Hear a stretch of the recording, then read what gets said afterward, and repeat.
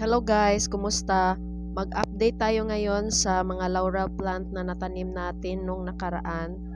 So, it's almost been 1 month na hindi tayo nakapag-upload. So, ang nakikita nyo ay mga seedling ko na natanim. So, eto na yung after 2 weeks na natanim natin na seeds.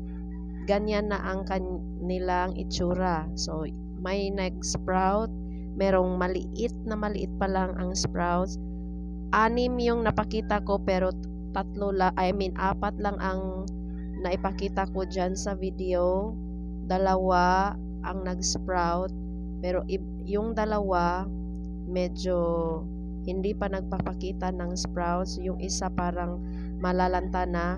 Yung 2 dahil wala tayong masyadong lalagyan, natuka ng manok. So after 1 month, eto na yun.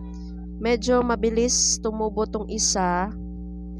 Yung kabila naman, medyo mahinang pagtubo niya. Pero yung ibang 2 seeds ay parang nalalanta. Sa mga nagtatanong, binabad ko pala ang seeds na yan sa Agrify Rooting Hormone. Salamat sa panonood.